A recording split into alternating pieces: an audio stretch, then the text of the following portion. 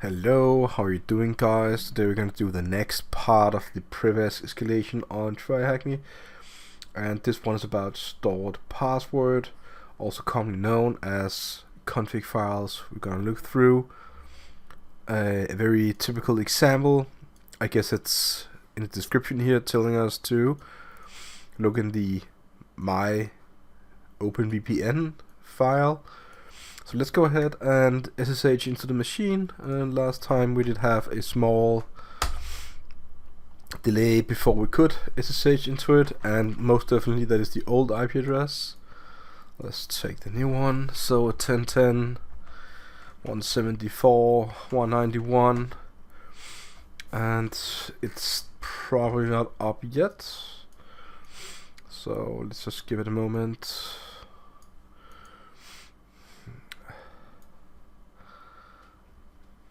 And I need to apologize one more time. I'm still a bit sick, not really recovered from corona yet, but it's getting really close. So I'm gonna pause the video and get back when it's done loading. Alright, so it's done loading. I think the password is hacker123, and we're going to get access when they clear the screen. And what we have here is, in the description, it tells us to inside the home user. So where are we now? We are home user. There should be the myvpn.ovpn file, which is right there. And now it's going to tell us to, from the output, make note of the value of the auth user pass directive. So let's go ahead and cat that out. Let's cat out the myvpn file. And what we can see here is actually a small config file for this OpenVPN connection, it seems like. So it seems like we're going to use some remote connection, and this is the IP and the port. And what I really see here is actually the actual password credentials would be stored right here. Another fine example of storing your passwords in, I assume, clear text, since this is a text file. Who knows? It's a really bad idea when you're working with security. So what we can do now is take this here and basically cat this out. And what you see here is actually we have the user and the password 321. Now this is of course just an example, but when you're working with cybersecurity, you will always try to educate your programmers not to store passwords and other sensitive information in files that you include raw from, someplace on the server. Always try to not do that. So of course there are some examples where it's impossible, and I understand they need to make sure that you do your risk analysis correctly and do your part and make sure that you're doing the least privilege principle every time. So now I'm gonna say we got the clear text credentials.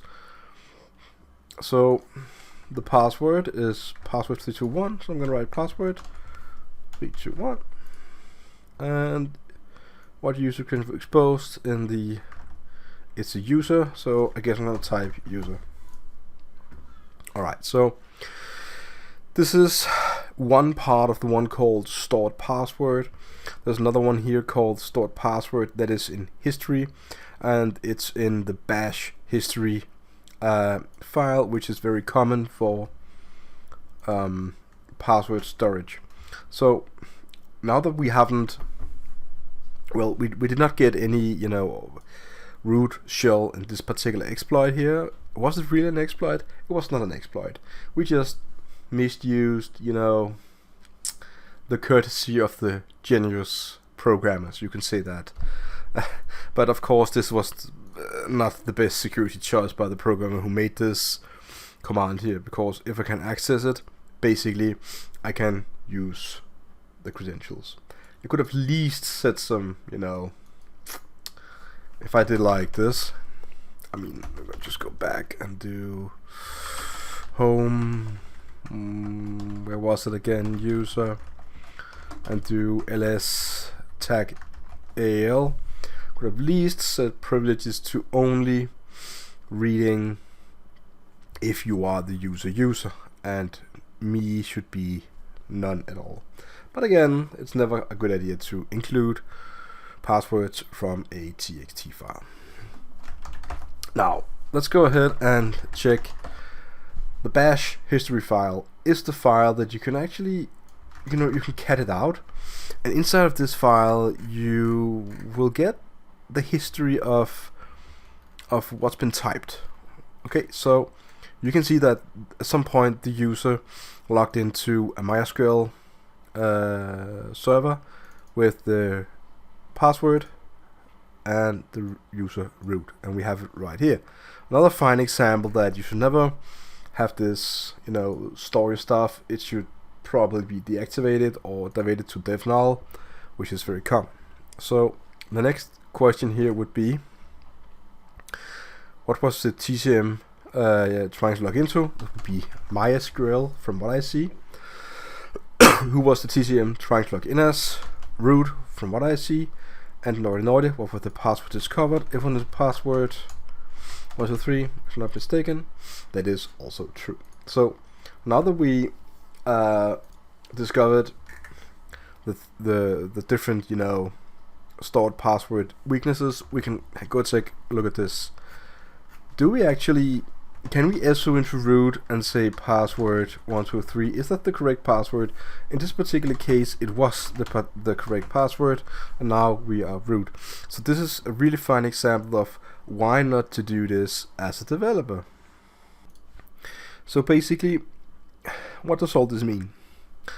Well, basically, as a developer, if you have the courtesy of actually running the company's Linux servers, make sure that you do at least the minimum. If you already know TryHackMe, for example, go and check what's going on. Keep up to date. Do the standard things. If you do standard things like eliminate standard passwords, make sure your stuff is up to date, eliminate standard usernames, and stuff like that, you will stop, most stuff, the common stuff. You'll be really good along the way, but it will not save you in the end. But it will help a lot. Just the common things. So you wouldn't know how many system administrators and programmers that could forget these kind of things. Like, I'm just gonna, I'm writing code on a testing environment, and I'm basically just gonna keep using root because it's convenient for me, because then I can access anything I need. No need to, create different users and stuff. And this is so lazy. I even seen programmers do stuff like they have one user for the whole database, and they have multiple different operations. And they say, but if we need to disconnect and reconnect every time we need to do something that require higher privileges, it will slow down the application.